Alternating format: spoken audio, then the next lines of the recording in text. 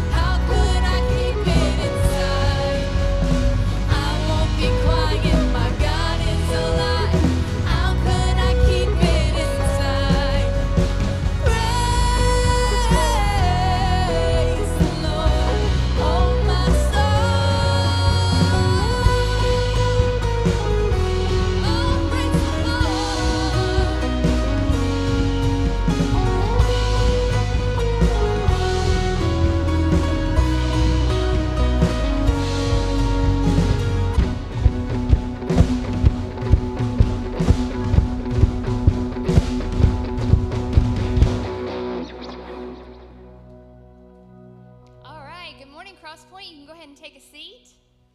So happy to see all of you today. And welcome to the service. If this is your first time here at CrossPointe, I want to say welcome. And I want to welcome those that are watching online as well. If this is your first time, go ahead and look at the seat in front of you. There should be a card and a pen. And if you can, just take a few moments before you leave today and fill that out. and then give it to one of our First Impression team members in the foyer. They have a free gift that they would like to give you, just as our way of saying thank you for coming today. And also, you probably noticed in the foyer, there are a lot of donations. So we want to thank you so much for giving to the Relief for the Western North Carolina Fund. And just keep those coming. We're staying in contact with the pastor up there, and we're going to be updating the list as the needs change. But keep those coming, and we will be sending those off soon. So again, thank you so much. And I'm sure you've seen a lot of the pictures online about what's going on over there and how devastating it is and all the tough times that they're going through. And I know that even just here there are several that are going through financial hardships and physical pain and just all of that. And it made me think of the next song that we're going to sing, Firm Foundation, and how during those hard times is when it's so important that we have Christ as our foundation. Because when we do, we can't be shaken. And we know that he's going to come through for us. And when he does, that's when we can give him the praise and the glory for it in the end. So if you will, go ahead and stand with us and sing out as we sing Firm Foundation.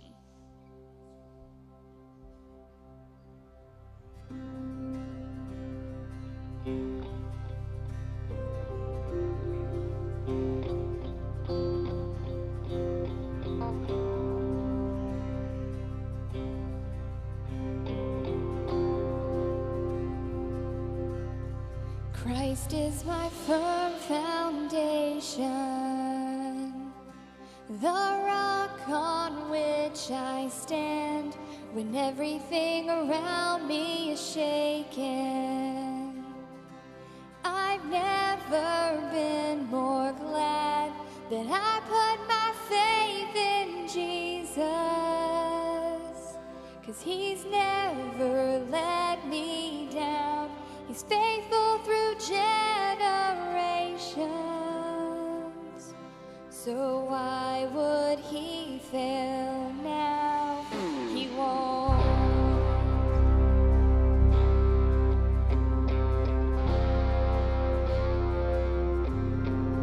I've still got joy in chaos. I've got peace that makes no sense. So I won't be going under. I'm not held by my own strength, 'cause I built my life on Jesus, and he's never let me down. He's faithful in every season.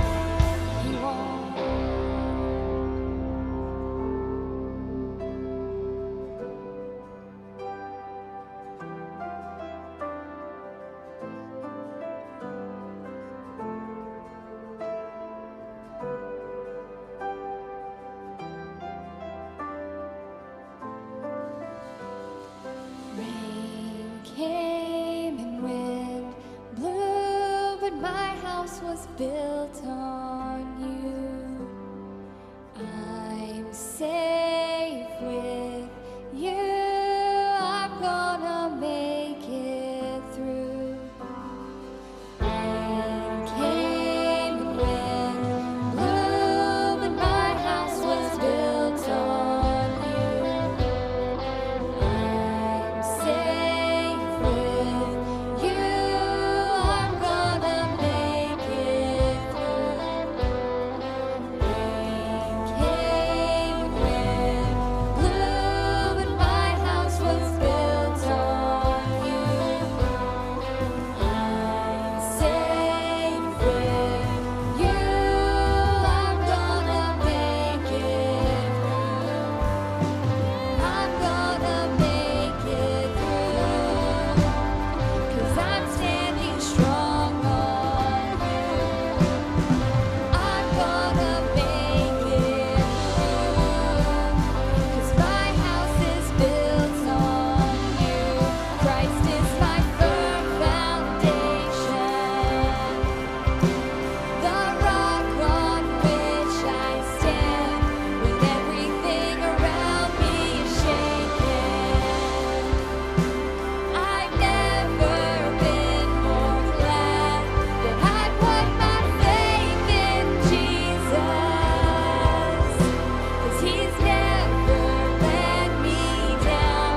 He's faithful through generations. So why would He fail now? He won't. He won't. He won't fail. He won't fail. He won't. He won't. He won't fail. He won't fail. He won't.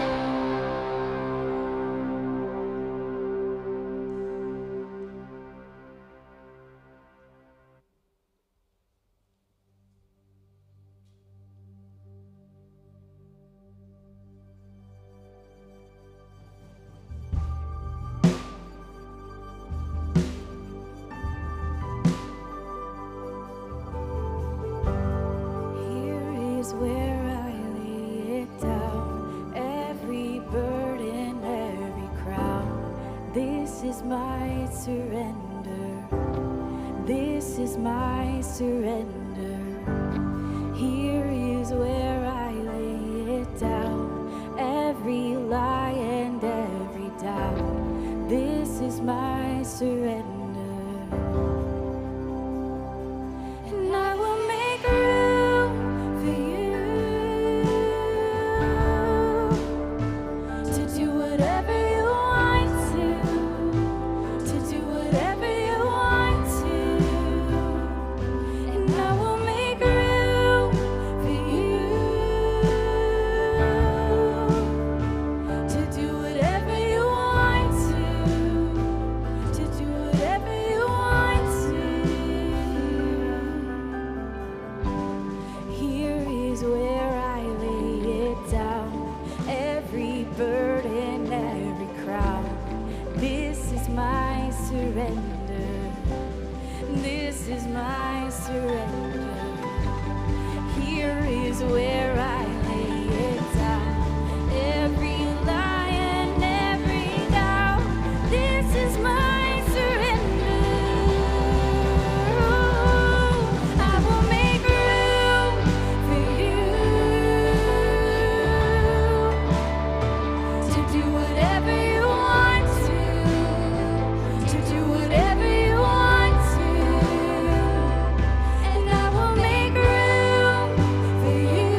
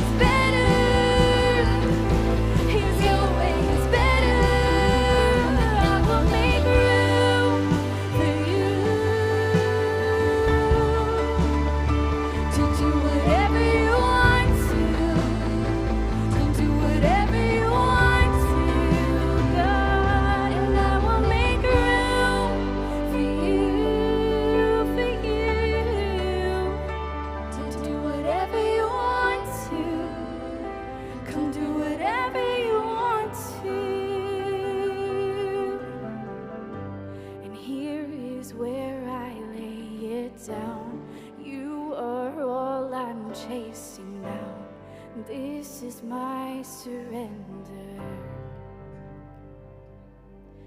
Lord, we just come before you now, just surrendering all we have. Surrendering every distraction that might be in front of us, Lord. Surrendering everything that is a hindrance between our relationship with you. Lord, we know that you are the same, Lord, and we thank you for that.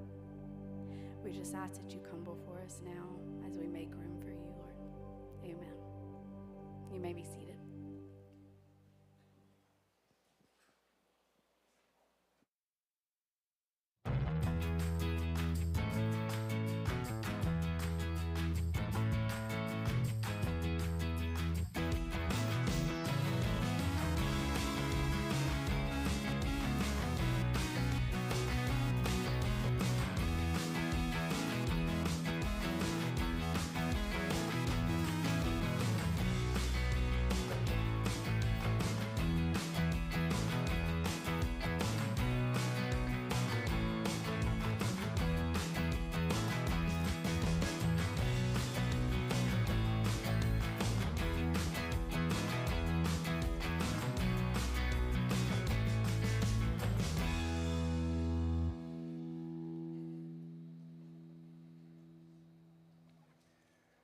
CrossPointe, week 4, Family Matters. It's great to be with all of you. I want to say that thank you for those of you who prayed for me as we had senior night for my oldest daughter at school Thursday night. And I don't want to brag, but I didn't even cry at all. I mean, it was pretty impressive. I was stoic. I was very masculine. Then I got home and I cried a lot. But also, my oldest daughter also said to me, after the first service, we were in the green room there. She was getting ready to come up and sing again. She goes, "Dad, what's your problem?" I said, what do you mean? She goes, "You better get your mess under control. You were out of control the first service. You need to get that mess under control." And I told her that before this first service, for some reason, I felt my heart beating real fast. And I was all jacked up like I was on Mountain Dew or something and a whole lot of caffeine. And so I was really going at it. But you guys, I've calmed down, hopefully get you out of here much faster. I ain't going to promise nobody anything. We all know that, but we're going to work on that. And so we're going to be at it again, and I'm going to be honest with you. So because I have liked speaking on family so much, I'm just going to extend it a whole nother week. We're going to do it one more week next week, so you come back, and we're going to one more week of this. But I would tell you what I'm talking about today. In 23 years of preaching, I have never done a sermon like this, or even on this topic specifically. So I'm going to go ahead and just openly apologize to the grandparents in the room. I'm going to go ahead and throw that out there for you. You guys might want to come at me after the service. That's cool. So we're going to go ahead and just lay that one out so you guys are just ready for whatever happens. So I would say if you get mad, you better get mad at God. You know, I'm just up here just doing what he tells me to do. I want to thank the audience online. It's good to see you guys. Hope you guys are having a good day. We're going to go ahead and jump right in and back into Genesis all the way back to when everything begun. Genesis 1, 27, 28. So God created human beings in his own image. And in the image of God, he created them. Male and female, he created them. And then God blessed them and said, "Be fruitful and multiply. Fill the earth, govern it, reign over the fish in the sea, and the birds in the sky, and all of the animals that scurry along the ground." So this is where we see what we started with in week 1. This was it. God created his perfect plan for marriage, and it was to be one woman and one man forever in a covenant relationship, right? So we've gone over that multiple times. We look at the difference between contract and covenant, right? Contract is, I can just break that regardless. You know, let's say you're the CEO of the company. There's they keep having issues. There's a contract that you have. They work. You pay them a certain wage. They you break the contracts. No big deal. But the problem is in America, we treat marriages like contracts, and when there's issues, we break them. And so we've gone over this for several weeks. Week 2, we went over issues for divorce, and we went over all these things. We also, of course, went how God gives grace and how wherever we're at now, we have to start correct now and move forward. And as we look through all the things that we've talked about over the last several weeks, the covenant is a big one. And so the idea of the covenant is, of course, remembering that those of us that are followers of Christ, God made a covenant with us.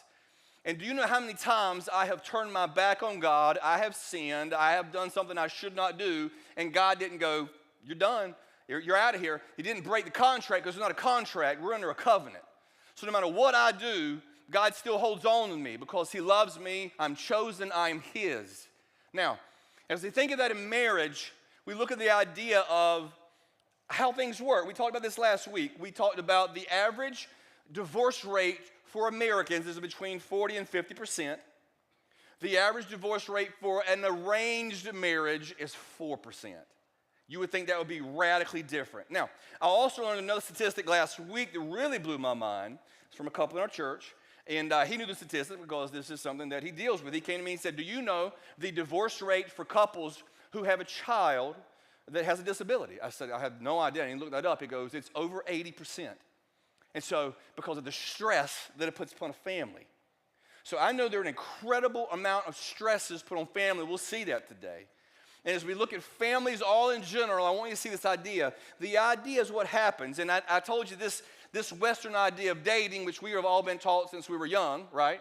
You just keep dating until you find the right one. We talked about how in reality, that is just a great practice for divorce, if we're going to be honest. Like if we think it through, you have, okay, I'm with this one for a while, and okay, I didn't like that, so I've moved on with this one for a while, then I kind of like this one. I like this one for a whole year. Next thing you know, you get married, 2 years in, big fight, I'm done. So we kind of practice for divorce in America. That's what we do.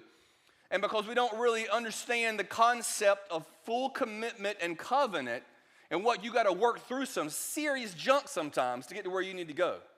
And if you didn't know this, this came from my marriage counselor in Colorado. He said that every time a couple works through an issue, big fight, whatever it is, you're ready, like I'm ready to get divorced, I can't stand you. Every time you work through any issue and you work through it, it draws you closer together. It makes you have more emotional intimacy every time you work through an issue. So every time there's a fight, every time there's a problem, you work through it, you get even closer. Which guess what that does? What did God say that we're supposed to be as a married couple? One. It makes you even more one, closer together where nothing can tear you apart. Now, obviously, we know this. We read in Genesis 3, 1 through 3. Let me go back. I'm going to go ahead and read this again. Let's just jump to Genesis 3. I'm going to go ahead and make sure I do that. So the serpent. So I'm just going to jump forward to when sin entered the world and just screwed it all up, right? To start with, everything was perfect. Man and woman, they got the whole world to deal with. This is a fabulous place. They're living in paradise. They can do whatever they want, except for one thing. We'll get that in a second, right? They can do whatever they want. It's literally paradise. And of course, we as humans, we'll find a way to screw up anything. Okay, that's what we do. And so they did it as well. Now the serpent was the shrewdest of all of the wild animals the Lord God had made. And then one day asked the woman, did God really say you must not eat the fruit from any of the trees in the garden? Of course we may eat from the trees in the garden, the woman replied. It's only the fruit from the tree in the middle of the garden that we're not allowed to eat. God said you must not eat it or even touch it, or you will die. Now, for some of us, regardless of maybe how we've been brought up, maybe what we've been taught in school or whatever we've learned in, whatever church you've been a part of in the past, it's going to sound crazy. Snakes used to have legs. Okay, and it looks like a pretty good chance they used to walk upright. So it wouldn't be weird to walk around and be like, hey, that snake's 6 foot tall. I don't know how large they got, but that wasn't odd. And if you remember, until the flood, all people, animals, everybody ate, right? Ate grass. We ate tree bark. I don't know. We didn't eat meat. That's the only thing that's different. So they eat fruit, they ate all that stuff, but no meat. So as the scripture says, we don't have time to read today, but there was no fear of man and animals. So it would not have been a big deal to just be walking through paradise, go hang out with a lion all day, right? No big deal. You're not scared at all. There's no fear. God created, it was perfection. You go see whatever beautiful animal you wanted to and hang out with them. I'd grizzly bear, hang out, no big deal. So there would be no big deal for her to see a snake standing up, walking around. Now, she didn't seem freaked out that it was talking to her. I don't know what was going on there. I don't know what had happened exactly there, but she didn't seem freaked out the snake was talking. But this specific snake had been possessed by Satan. Therefore, it was able to talk. More importantly, for Satan's plans, it was able to lie. And so this is exactly what Jesus says about Satan in the book of John. He's talking to some religious people here. He said, you belong to your father, the devil, and you want to carry out your father's desires. He was a murderer from the beginning, not holding to the truth, for there is no truth in him. When he lies, he speaks his native language, for he is a liar and the father of lies. So what God is saying is, if Satan is talking, he's lying. And what have we been talking about for months and months and months is that Satan has infiltrated every part of our world. Even God himself said that Satan is in control of the world's systems. Think of every world system that you can fathom, all the way from money, banking, politics, education, even religion. There's a lot in going on. So we look at everything that he has control of, or he has his hands in the middle of, and we realize that most things that we hear from anybody, a lot of times, is lies. Satan is the father of lies. It is his primary language. It's the same way that my primary language is English. It's really rough English because I grew up in Kinston, but therefore it is still my primary language is English. My secondary language is I don't have one. I took 2 years of French. I don't remember a thing. I took 2 years of Greek. I definitely can't say that. But Satan's main language, all he does, he lies. So I want you to see that everything that you're taught, everywhere that you see things taught you, told to you, you need to really research things diligently, whether it comes to marriage or money or anything else, because you're probably being lied to the majority of the time if it comes from somebody that you do not trust, that does not follow Christ. Now we see here Eve confuses a couple things that she didn't even hear from God. And the same thing happens to us. We confuse some spiritual things, right? We know that there's churches who believe different things, and they get in big fights, and they start their own denominations, and we all know when we get to heaven, there's not going to be multiple different churches that believe in it. We're all going to be in heaven serving the same God, praising the same God, believing the same things. But we as humans, we like to mess things up here on earth. But she said that God told them that they can never touch the tree. The only thing God said is that they couldn't eat it. He never said they couldn't touch it. But I also know this, is that he did say that Adam and Eve's job was to cultivate and tend the garden. So my thought is if you, I used to work in the garden with my grandparents, and the cultivate, I was out there, you were always touching, and my guess is that it might have been part of his job to touch the tree, to make sure it was growing correctly. I don't know. All I know was that they weren't allowed to eat of it. But Eve said to him, yeah, we can't even touch that tree. So we look at, she already had things twisted in her mind. Satan slides in there with about 99% truth and then throws a little lie in there, and it has her. And we have this mindset. And she said, we can eat all these trees, but we can't eat from this tree. And somewhere around the age of 12, 13, 14, and get to our teenage years, we're growing up in the church is usually when this hits. Usually up until that time, we love the church. It's fun. We have a great time. We get candy in class, all right? All these fun things. We get to hear about Bible stories in a fun way. And then you got to come in here and listen to me, and you're like, this is boring. And this guy is really aggravating. He talks forever. And all of a sudden, you run into all these things. And then you go, man, this Christian life is restrictive. It's somewhere around the teenage years, you start going, I can't do anything.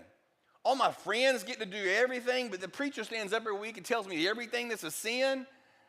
And somewhere in that, we have this mindset that the Christian life is restrictive, when in reality, it's freeing. See, because if you are allowed to do whatever you want, whenever you want to, that sounds like freedom. But the problem is, you will put yourself in slavery. I want those of you in this room to think about some of the sinful habits you have and have maybe had for decades that you just can't shake. Now, you might call yourself, I got freedom to do whatever I want to, but in reality, you can't stop doing that. You're a slave to it. But if we follow God's plan, we have freedom. I want you to see this. Living for Christ is not restricting, but it's freeing. Adam and Eve were in paradise. They could do whatever they wanted to, whenever they wanted. They had trillions of trees they could eat the fruit from, and God's like, you guys can do whatever you want. There's only one negative rule. You just don't eat from that tree. And what did they do? Okay, well, the one thing I'm not supposed to do, that's what I'm going to go do. And I don't know exactly why it is as humans we do these sort of things, but I do the same. Right? I don't know how you old school, how you guys heated your house. We had a kerosene heater. You don't know the story? They're hot. Like the top of them gets real hot. Like you cook on this thing. I don't know why they thought that's a great idea to just stick a big old stove right in the middle of your kitchen and light that thing on fire and think that's going to be a good idea. But my mom would say to me, she's like, Ray, make sure you don't put your hand on top of that because it'll burn you. Now, as a general rule, if you look at my test scores and IQ, you might think, Ray's pretty intelligent. But if you look at my real life, you realize I'm not, okay? And so it was an early morning. It was like February. It was really cold. They cranked up the kerosene heater right before I went to school. And I'm not thinking. I'm just sitting there. I'm like contemplating in my mind. I'm like, I think Mom's lying to me. That thing's not hot. The fire is all the way down here. Now, I guess if I open that and stick my finger, that would probably be hot. I said, I bet you the top of that thing's fine. Here's what I want you to know. It's not. It's really hot because I stuck my hand right, and I decided I was going to hold it there for a while just to make sure that I was right. And I went like this, and it was really, and I just screamed, and my mom, thinking it's my dad wasn't there because he'd beat the fool out of me because I was being an idiot. My mom got my hand, I cleaned off, she did everything, and I don't know what it is about us humans that make us want to do the exact opposite of what we should. It's just the sin nature inside of us, and it started right here with Adam and Eve. But in reality, it's because we have this idea that if I'm told I can't do something, then what we do is we shake this idea that I'm in restriction. I'm restricted. I can't do anything else. But I wanted you to see that living for Christ is the most freeing life that you can possibly live. I want you to see this. This is what's amazing. In this mindset is that God shows his love for us by allowing us to have free will. If God had not put that tree in the middle of the garden, we would all be robots. God is not looking for robots that serve him because we have to. God is looking for those of us to serve him because we choose to. Every day you get out of your bed, you go to work, you go to school, you do whatever you do, that day you choose whether I'm going to fall to that temptation or whether I'm not. Every day you choose. Am I going to spend time with Christ, read my word, pray, get my mind, like you choose whether you're going to serve God. It's a choice. And as you think these things through, free will is actually God showing us love. The problem is most of us use free will wrongly. We use it for sin. But it still is God showing his love for us. And we look at Genesis 3:16 through 19. It says, Then he said to the woman, I will sharpen the pain of your pregnancy. And in pain you will give birth. And you will desire to control your husband, and he will rule over you. And to the man he said, Since you have listened to your wife and ate from the tree of fruit which I commanded you not to eat, the ground is cursed because of you. All of your life you will struggle to scratch a living from it. It will grow thorns and thistles for you, and you will eat of its grain. And by the sweat of your brow you will have food to eat until you return to the ground from which you were made. For you were made from dust, and to dust you will return. So if you remember, we were supposed to be in a perfect covenant relationship, and then Satan goes, nope, that's not what I want. I want to destroy it. And from then on out, husbands and wives, we desire to control each other. We want to get our way all the time. There's always tension, there's problems, there's issues, there's fighting. And then in the middle of that, now, work is hard. Right? Those of you who go back to work tomorrow, maybe you get the whole weekend off, you're like, oh man, I don't want to go to work, it's going to be so hard. That's Adam and Eve's fault because they're supposed to be simple because sin now makes it difficult. But I want you to see this. And this is something that you might have heard differently, and I'm going to throw a little thing at you here. This is something that I taught on a first Sunday. So if you were a guest, the first Sunday of every month at 5:30 in the afternoon, I do a very deep dive into theological issues. And sometimes share some very funny stories. But I do very deep dives into theological issues, and I let people know that Adam and Eve, when they got kicked out of the garden, they didn't get kicked out of the garden because they sinned. They got kicked out of the garden because God didn't want them to come back into the garden. Because if you read the scripture specifically, God said we can't let them back in because they'll eat the tree of life, and they will seal themselves in that eternal state.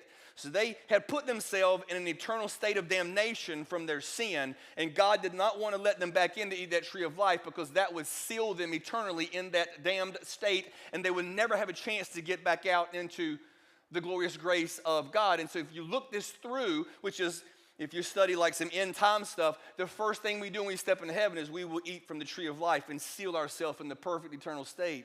But this is what I want you to see is that God kicking humans out of Eden was not punishment for their sin, it was an act of God's grace.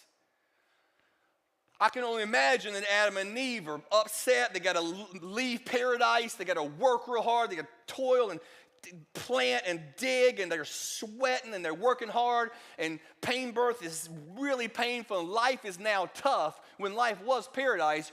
So it felt like I'm being horribly punished for something here. But it was actually God's grace. And I'm fully convinced that when we get to heaven, if we ask, that the majority of the things that we thought was God punishing us, and the majority of things that happened to us, we were like, God, how in the world could you let this happen to me? I've served you for decades. I've given so much money to the church. I've served in the church. I've even served in children's ministries. That's hard sometimes. Like, I've given my all. And here you let this happen to me? And we get all upset and bent out of shape like we deserve for God to give us this perfect, easy life, and he doesn't deserve to give us it. We don't deserve anything from him, let alone for him to die on a cross to save us from our sin. But we as humans, we get mad and we get upset. We're like, God, how could you let this happen to me? And I'm convinced that when we get to heaven, if we ask, God will show us that the majority of the things that happened to us that made us so mad were actually points of God's grace to keep us from something else that was much worse. I know it sounds crazy now when some of us are going through like a living hell on earth, but I believe that when we get to heaven, God will show us the exact reason and how that was his grace to help keep us out of something else. Let's jump to Genesis 4. This is all of a sudden now we jump from 2 people on the earth to 4 people on the earth. Now Adam had sexual relations with his wife Eve, and she became pregnant, and then she gave birth to Cain, and she said, with the Lord's help, I have produced a man. And later she gave birth to his brother and named him Abel. And when they grew up, Abel became a shepherd, and while Cain cultivated the ground. And it was time for the harvest, Cain presented some of his crops as a gift to the Lord, and Abel also brought a gift, and the best portions of the firstborn lambs from his flock. Now the Lord accepted Abel and his gift, but he did not accept Cain and his gift. And this made Cain very angry, and he looked dejected.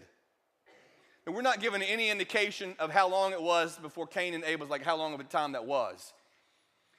It could have been a year, 50 years. A lot of biblical scholars think that they were twins, that one was born and maybe an hour or 2 later the second one was born. We're not really sure. All we know now, there's 4 people on the face of the earth.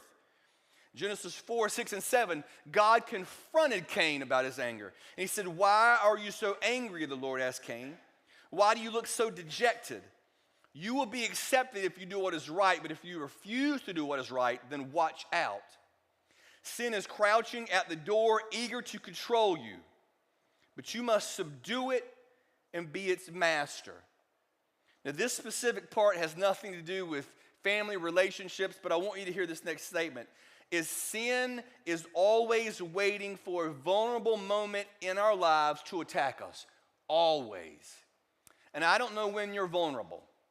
Your vulnerable might be when you feel the most lonely, or when you've worked so hard and you are so tired, or you've dealt with these crazy youngins all day long, or you've been staring at this computer screen for 10 hours and I don't know when you're the most vulnerable. For pastors, it's usually late Sunday night or Monday, right? Because we've given everything we have all day long, and God has used us all day long, and then we finally have a chance to relax for half a second.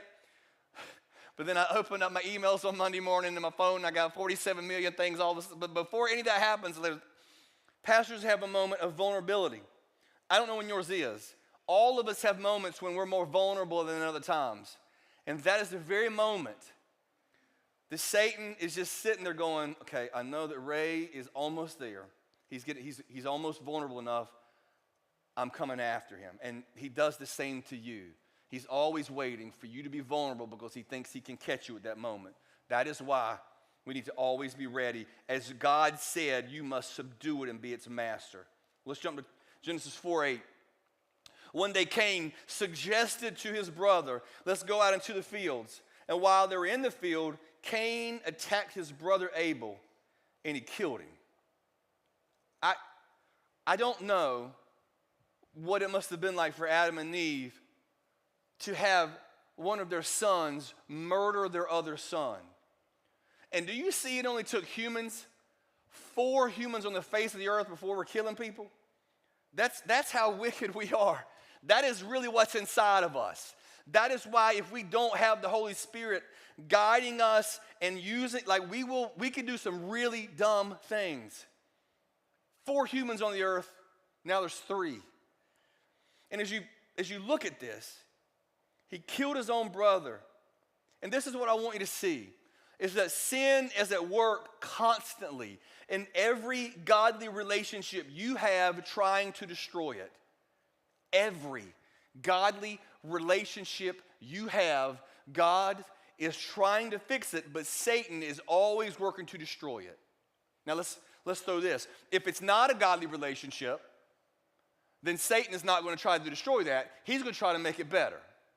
Let's put it in this context. Let's say that I'm the CEO of a company. I'm the big shot. I hire a secretary. She's very attractive.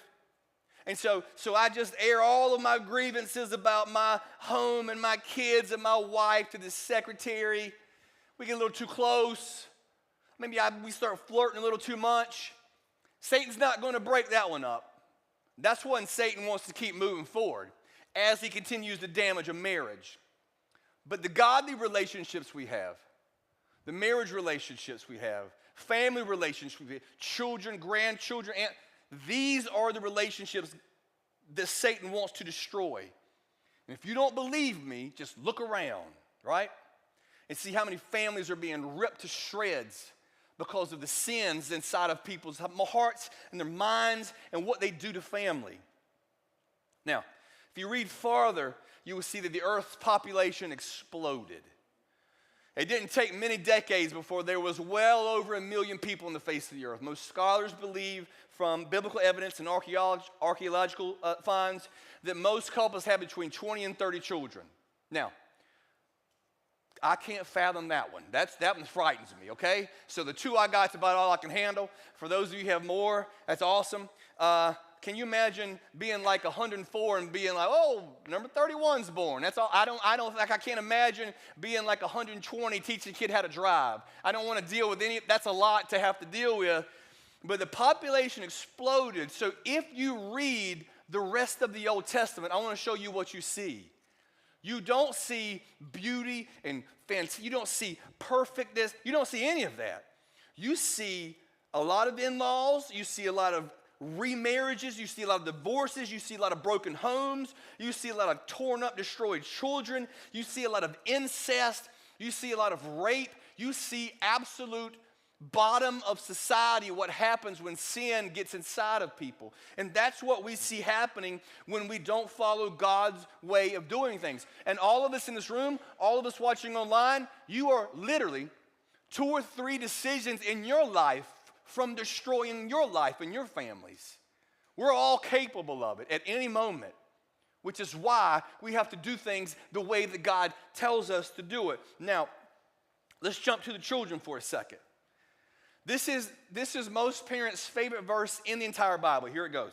Colossians 3:20. Children, obey your parents, for this pleases the Lord. There we go. All parents are like, exactly. That's what I've been telling my kids forever. In both services, when I gave this verse, all parents were like this. That's exactly what they did. Like, I mean, the Jesus.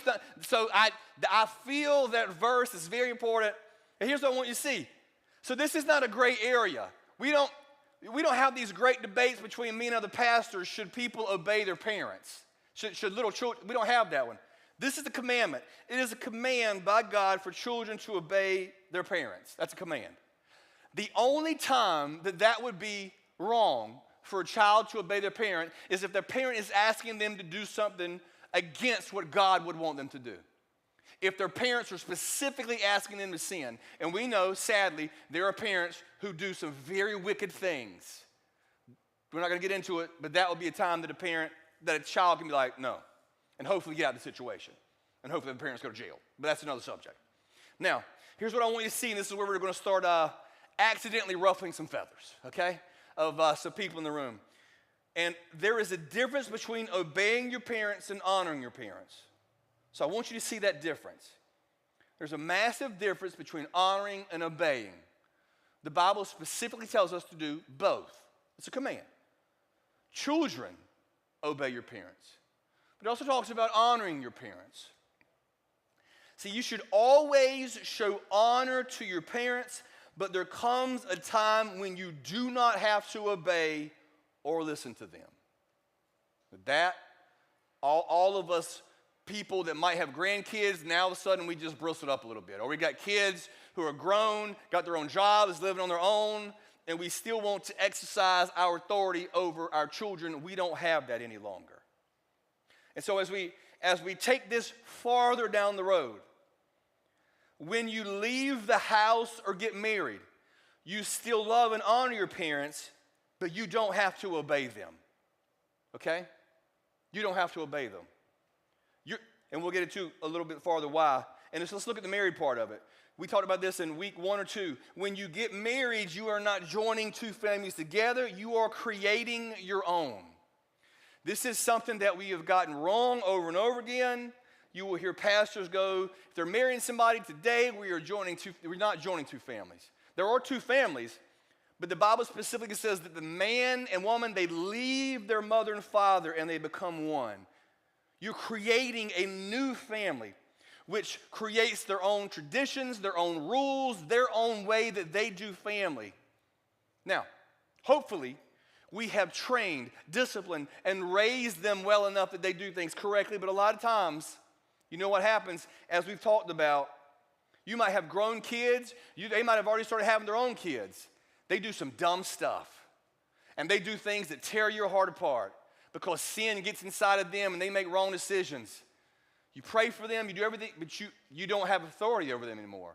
You can't make them do anything. Now, so as we think about this through, I'm going to throw this one at you. Married couples need to have boundaries when it comes to your in-laws. You need to have boundaries. And what I'm going to say is this entire message is built off of 25 years of extreme studying the scriptures, 20-some years of ministry, over a decade of doing counseling with people, and a good 5 or 6 years of myself getting counseled through a lot of stuff. Married couples need to have boundaries with their in-laws. I have seen so many marriages burned to the ground because they allow their parents to have too much influence over their marriage, and their parents have no authority in that marriage. I know we feel like we do, right? But we don't. See, while us parents might not like the way our children are raising our grandchildren, we have no authority to make them change. So let's say Kaylee comes over with her grandkid, my grandkid one day. I don't want to scare y'all. As far as I know, we're good, right? She's still in high school where everything's fine. It better be, right? Or there'll be some serious problems. But let's say Kaylee's like 47. She finally gets married, has a child or whatever. She comes home, and I'm like, Kaylee, little Susie Q here is kind of crazy. You want me to take the bed off and beat her for you? And that would be my first thought. And she's like, Dad, that is so old-fashioned. We put Susie Q in timeout. And I'm like, timeout? I was, are you kidding me? And then, so here's the thing. I would say, with all the timeout parents are going to get mad. So I would say, Kaylee, you're an idiot. Timeout doesn't do a thing. And I said, they need a good beating. So here's the thing. Whatever this is, that's just where I'm coming. It could be the way they handle money, the way they discipline their kid. I have no authority to tell Kaylee how to raise her kid. I don't have that authority anymore. And I will tell you this. We had this friend of mine in high school. This dude came from West Virginia. And he came to me, and he was ranked number 3 in the state in tennis when he came. And he was in my weightlifting class. And he said, hey, man, you know how to play tennis? I'm like, bud, I'm unbelievable. And the problem is, I literally say that about everything because I'm always lying. I had played tennis once in my entire life when I was 14, and now I'm 16. And I'm thinking, how hard can this be? He goes, I'm ranked number 3 in the state. I went, okay, that sounds impressive. Let's go play. I'm going to show you how this is done. And obviously, he got a full ride scholarship to Mount Olive College. He was serving in the 123 to 125. He had an absolute bomb of a serve. He was 6'2", and he worked me over. We'll just put it that way. He's like, have you actually ever played? I was like, once. Okay, this is embarrassing. Now, but I played with him for 2 hours a day for like over a year. And I got to where I could really play tennis. Like, he taught me so many things. But I went to his house. His parents were like, there was no belts involved in their discipline of their children. There was nothing. I was used to just getting beat if I like sneezed funny. Like if my dad got mad. I'm just getting beat. But this dude is huge. I mean, this guy's 6'2". And I'm over at his house. There's like 8 of us. We're having like this massive ping pong tournament. We're just pounding pizza and sodas. And he's smarted off to his mom. His mom goes, go timeout. I went,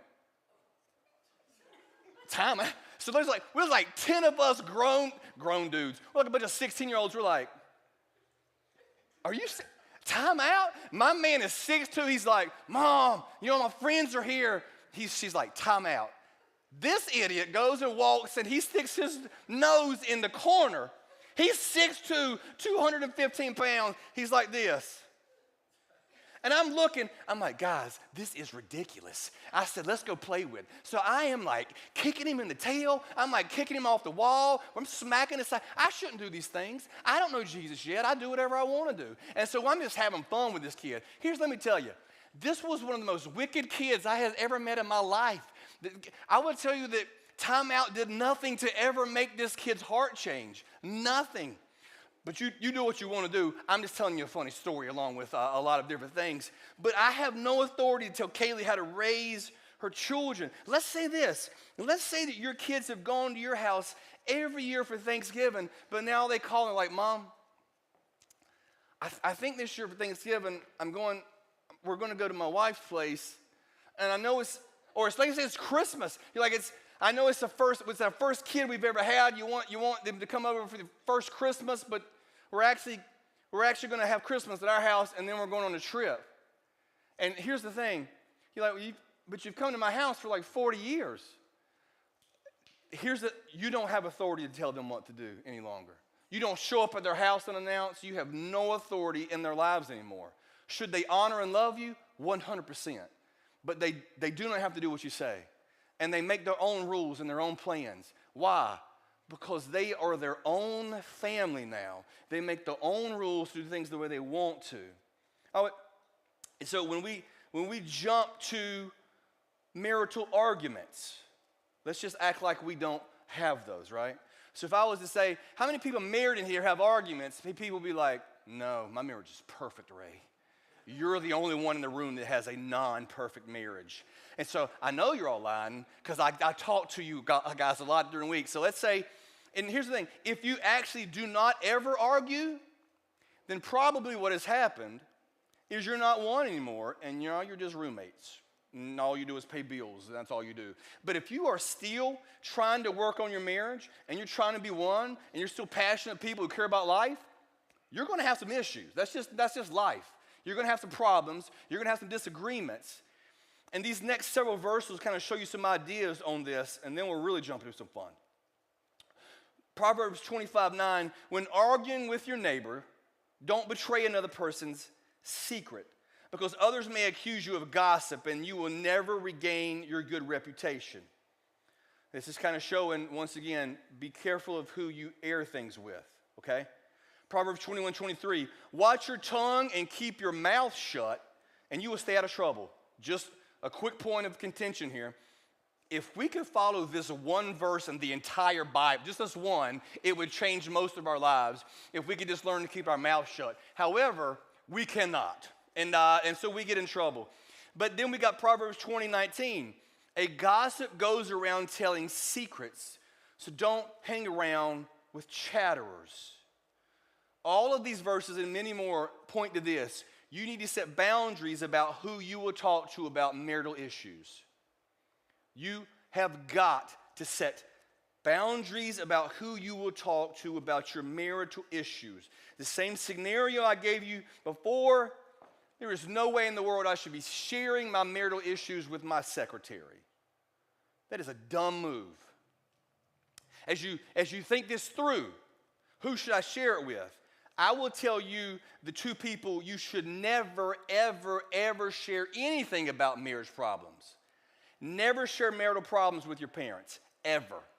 You want to ruin everything. share your marital problems with your parents. You know why? Because your parents are already on your side. There's no way to make that work. Let's say Chloe calls me. She's 25. She's 14 now. I hope she stays 14 forever. That's kind of the way I'm feeling right now. But she's 25. She's like, Dad, let me tell you about this Jeff. I've been married for 6 months. It's been great. But Jeff went crazy the other day. He started yelling at me. He was really mean to me. And I don't think I can live like this. Let me tell you what, and here's what's going through my mind. Well, I'm about to go to jail because I'm about to go kill Jeff. That's what's about to happen. You know why? And Chloe might have instigated the whole thing. Because let me tell you, my daughters are like their mother. So there's no telling what Chloe's been doing to Jeff for the last 2 weeks. I don't know. But this is what I do know. It doesn't matter who started or did what. I'm going to be mad at Jeff because that's my baby girl. That's the way it works. So if you want to ruin your marriage, get your parents involved. Because what they'll do is, you'll forget about it. The next day, Jeff will be like, Chloe, I've been so stressed at work. I'm sorry. I'm an idiot. I love you.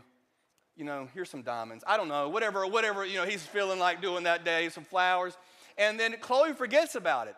I'm mad for 6 months. Every time Jeff comes over, I'm like flexing, right? Every time he comes over, I'm like cleaning my guns. It's like, hey, Jeff, how things going? Yeah, I think that's, so I'm mad.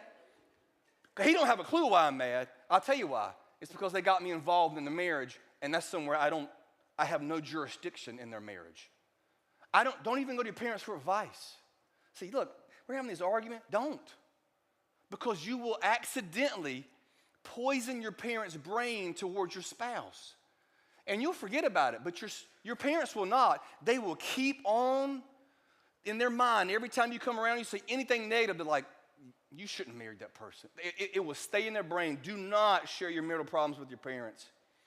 Only share marital problems with godly friends you can trust. That you can trust. Because you share it with the wrong person, they go and go, I got some juicy gossip here. Don't tell nobody. This is a prayer request, but let me tell you what Ray did, okay? Mindy told me this the other day. You share your junk with the wrong people, it gets out to everybody. Now your reputation's destroyed. You share marital problems only with godly friends you can trust. And I'm going to be honest, especially for the younger generation. I've seen so many couples who for some reason cannot cut the umbilical cord and make their own decisions when it comes to their own decisions in their family. They're 25, 30, and they still run back to mom and dad for every problem. That is a parenting issue. That's our fault. Because what we have done as parents is when our kids were little, we pampered them completely. We took care of every little problem they ever had. We made sure everything was fine. They never had to do anything. And they would, if they got in trouble at school, it was always the teacher's fault. That my baby could never do wrong. She's an angel. I know my kids are devils. That's why I beat them. That's why I train and love. That's why I do these things. Because they got me inside of them. And they got a sinful nature inside of them. I know my kids aren't perfect. Therefore, I look at life that way. Here's what I want you to see. If my daughter's 45 and she gets in some serious trouble and she needs drastic help, what's daddy going to do? I'm coming fast. But here's the thing. I don't take care of my children's problems now. And they're 17 and 14. I let them deal with their own mess. And I'm not bragging, but at the present moment, they're halfway decent children, right? Like, if they got problems with teachers, they come home, they're like, Dad, this teacher did this, they said that, and I didn't. I'm like, I don't care. Deal with it.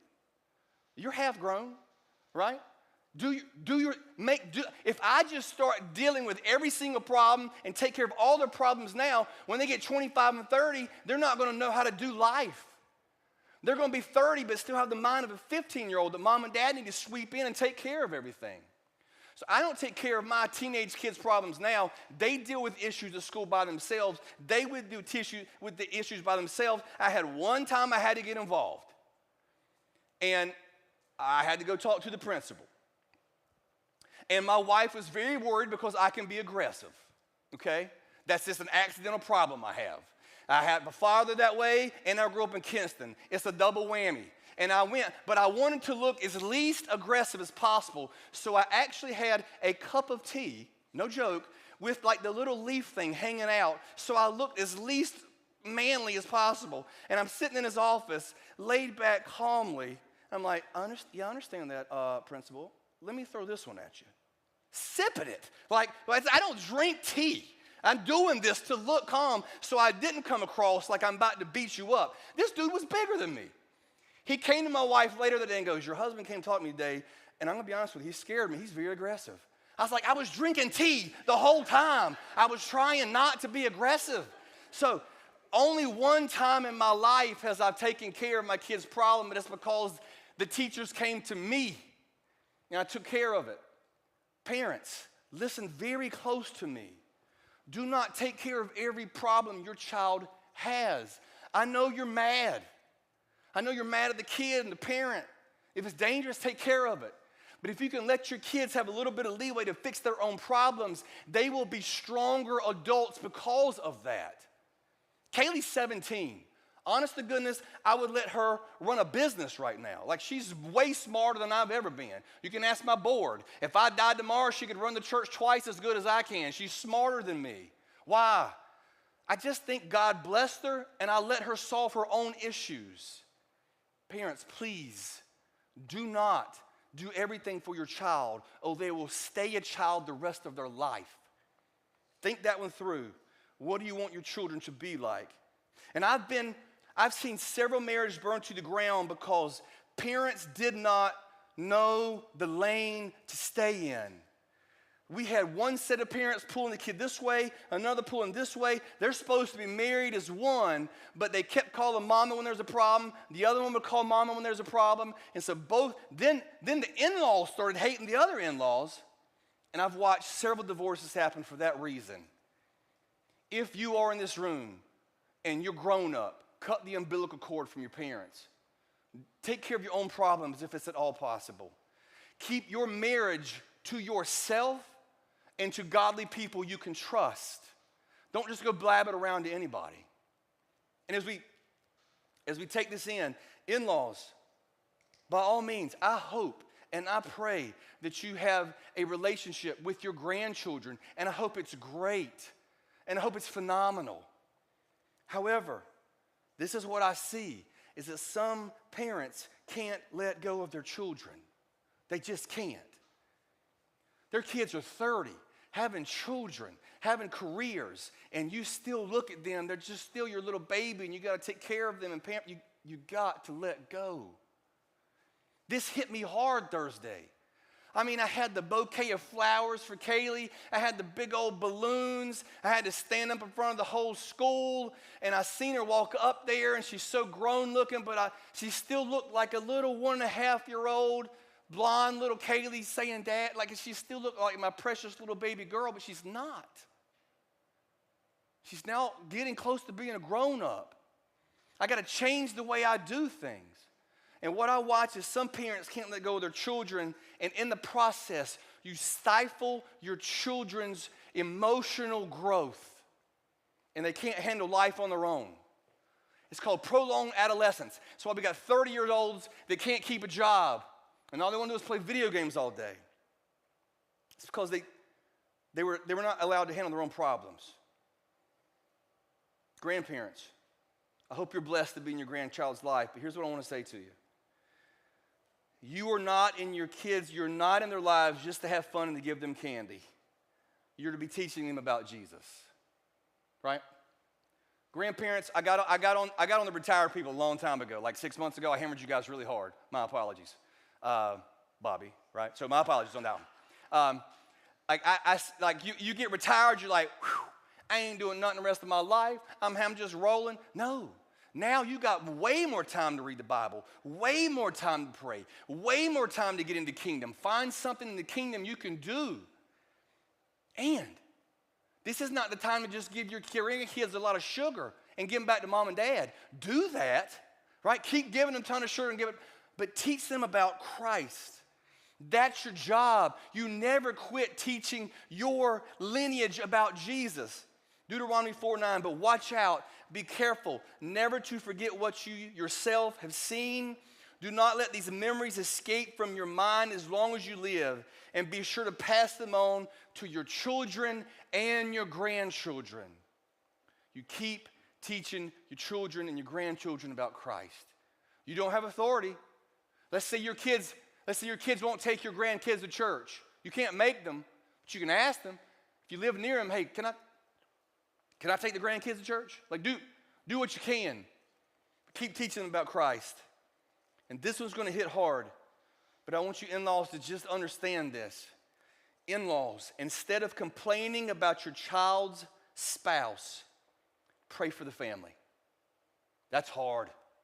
Like, I don't know if I can do that either.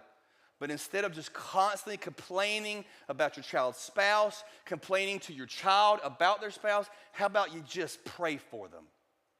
Because that'll do a whole lot more than good than your complaining will. Family dynamics, all family, they're hard.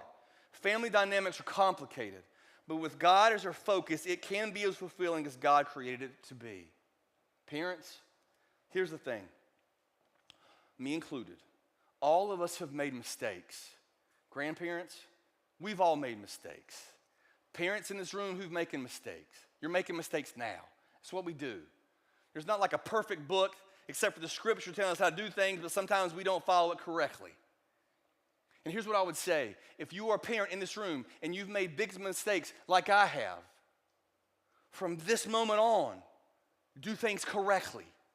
Follow God correctly from this moment on. If you've blown your marriage and you've done things incorrectly, from this moment forward, do it correctly. If you are an in-law and you have been too involved in your kid's marriage and you're messing things up, stop it. From this moment forward, follow God's plan and do things correctly moving forward. Family dynamics are complicated, but with God as our focus, it can be as fulfilling as God created it to be. No matter where you are at on this journey, no matter how much you've screwed up, God can change you today, and you can start today doing things correctly from here on out. Let's close your eyes and bow our head. Dear Jesus, we love you. I'm ever thankful for how good you are to me. God, I'm thankful for family. I'm thankful for the blessings. I'm thankful for this church. And God, I'm thankful that I screwed up my marriage. And God, you restored it. God, I've screwed up my children. I had to pay for them to go to therapy. God, I've done a lot of stuff, but you can change. You've changed me, and God, you can change anyone. So God, I pray that you will bless and change our hearts to do family correctly. Lord, we love you. In your beautiful name we pray. Amen. Guys, thank you so much. I'm going to real quick run through these and then get you guys out of here as fast as you can to eat lunch. Chase has called me 75 times this week to remind you, if you have a kid in the 6th grade to 12th grade, make sure they're signed up for Rise Up, okay? I promise you. It is the most fun day and a half they will ever have. More importantly than that, they will become closer to Christ than they ever will. Make sure you sign them up for that. I promise you they will not regret it. And as a parent, we'll have multiple seats in the back if you want to come hang out too. We had like 70-year-olds coming, hanging out, jumping. I had a blast. It is well worth it. You need to have them there. It's $20. It just takes care of the t-shirt for us. We take care of everything else. Also, C Crew is this evening, 6th through 12th grade, be in the hub. And since, Quentin's out of town, Chase is out of town, you get me. Which means Chase is watching. I'm supposed to follow his notes, which everybody knows I will not do. However, I will do my best to come finishing up his series, Better Than Basic. Got a lot of stuff planned for you students tonight, so I want to see you at 5:30. I want to remind everybody, Stokes Farm, that is also another event for our students. We will be hanging out with the Greenville First Pentecostal Church next week. Instead of having your kid here at 5:30, they need to be here at 3. We're hopping on a van and heading over, but I need you parents, or Chase told me to tell you, make sure you sign your kid up, so we need to know if we need one van or two to make sure we can get them all there. It's going to be a fun day. Trunk or treat coming up real fast. A lot of you guys have already signed up to pull your car in there, pop the hood, truck, bed, whatever, decorate it. I'm telling you, it's the most fun you'll ever have. We had over 500 people coming through the campus last year. It was a blast. If you'd love to do that, please sign up and say, hey, I'm coming, I'm ready to go. We need to know how many parking spaces to block off. Also, as well, as we all know, lot of things have happened in the western part of the state. And if you will go to the giving tab on our website app, wherever you get it, click on it, you'll see like tithes and offerings. You click on that, it'll drop down and it'll say give to Western North Carolina. I want to thank you guys for the money. We are partnering with the church, where we're also looking at one or two other places that we're praying through as well. And you can continue to bring items. And as soon as we get chance and we get all the okay exactly when we're going, we'll let everyone know if they want to come help. But the idea is we are going to split the money through some areas as the board and the staff are praying about it. But I want to give you that option. You just keep praying. If you want to give financially, you can do that right through there. Or you can come anytime this week and drop off anything that you see as a need. We have a link online that just shows all the needs that we know that we're taking things up for. CrossPointe, I love you guys. This is why I give you this material. I want your family to be the best it possibly can. I'm looking forward to seeing all of you guys next week. I love you, and I'll see you soon.